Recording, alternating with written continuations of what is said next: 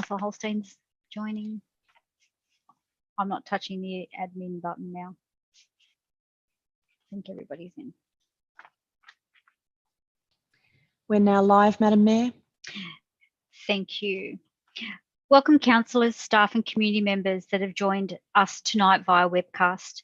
Due to the rapidly evolving events in the ongoing COVID-19 pandemic, it is agreed that for everyone's safety to conduct tonight's public forum and ordinary meeting remotely. I remind our viewers we are still bound by a public health order that currently restricts large gatherings in confined spaces and requirements in physical distancing. Council has a responsibility to ensure our community and staff and the councillors are all safe, and that includes creating safe environment. Our priority is the safety of our community, our staff, and of course the councillors. It is with that in mind that we monitor circumstances week to week and consider all the facts.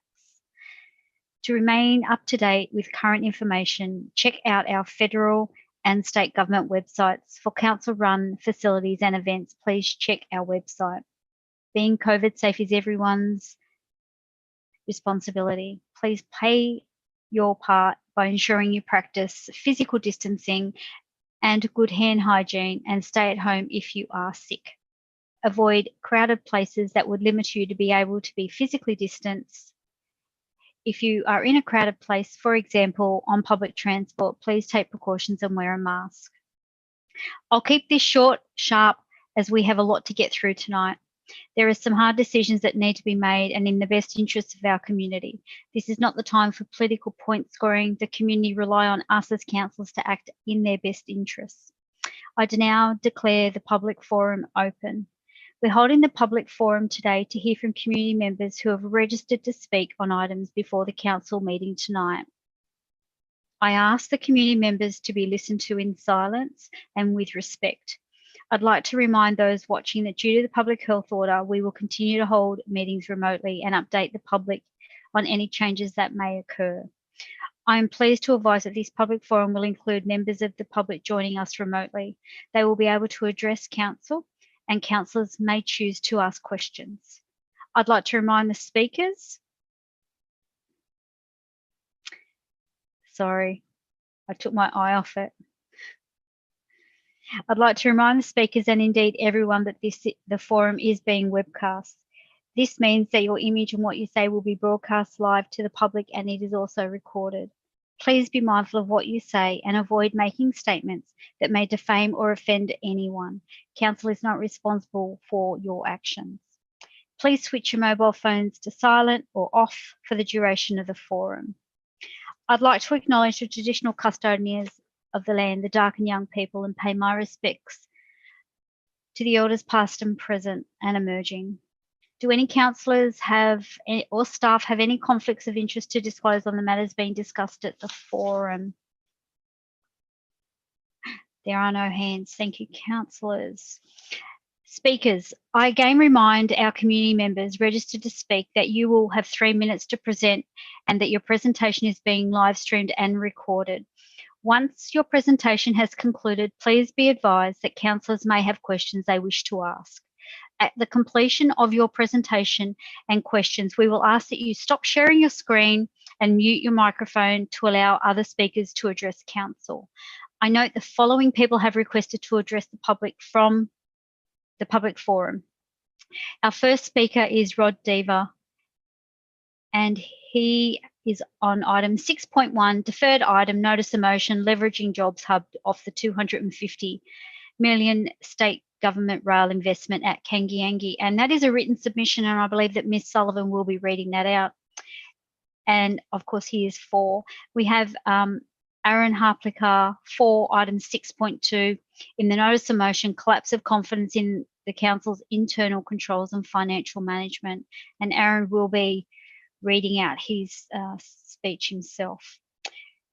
Councillors, I will now invite Ms. Sullivan to read the submission of Mr. Rod Deaver. Ms. Sullivan. Thank you, Madam Mayor. This is a submission Madam Mayor, councillors and council officers, I present as the President of the Gosford Erina Business Chamber. I thank you for the opportunity to speak in favour of item 6.1 deferred item, notice of motion, leveraging jobs hub of $250 million state government rail investment at Kangiangi, which is before council tonight. It is the opinion of the Gosford Erina Business Chamber that the Kangiangi rail facility is a welcomed addition to the Central Coast region, adding employment, training and contributing to the region's opportunity now and for the future. It not only reflects services and employment opportunities, but also reflects the efforts of the former Wyong Council, along with the investment and commitment of the New South Wales State Government in the Central Coast, and the shared vision by all to improve the economic viability and opportunities in the region. The Gosford Erina Business Chamber is welcoming of the facility and views it as an anchor business to the area. It presents a fantastic opportunity for some of our small and medium local businesses to be able to supply goods and services, along with a financial spend return to the wider community, form the facility and its employees and visitors. The Chamber has read the submission before the Council tonight and is very supportive of any steps agreed that will support the facilitation of discussions and investigation to develop and implement an action plan designed to leverage off this facility for the betterment of the region, its businesses and the residents. Employment and economic growth are key drivers to any region. Right now on the Central Coast, we all have focus and strong attention on building business viability to strengthen the local economy greater. To develop a business hub that drives the opportunity for employment, new business and new technology would certainly be a value add, and this chamber would not only welcome a positive outcome on this matter, but would also do whatever we can to support this activity.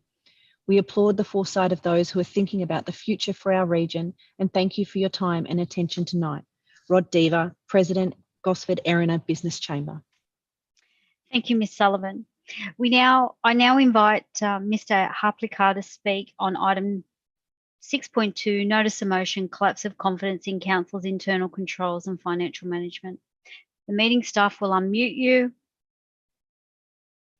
and then you should be good to go.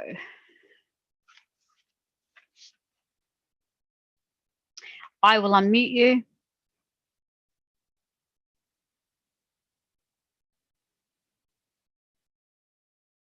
You need to unmute now. You would have got a little signal.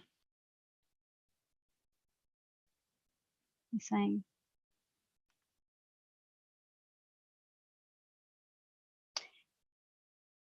I've asked you to unmute, so you should get a little flash.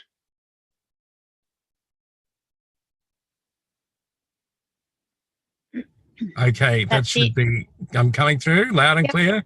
Yes, yes, you are. Excellent. Thank you, Madam Mayor. Councillors, I wish to speak to the amended 6.2 motion. As a resident and ratepayer of the Central Coast, I've read some disturbing and troubling reports about council's financial situation, both from council and in local media. I would compel all of the councillors there this evening, be they Liberal, Labor, Greens or Independent, to stand for the ratepayers of the Central Coast and on the platform that you all stood for when you were at the election, which was transparency. And I insist that Central Coast Council informs the residents of the true status of the council at this moment. And Mr. Murphy, regardless of the size of the jagged pill, I would appreciate some honesty on this matter. Thank you. Thank you. Are there any questions of Mr. Harplikar?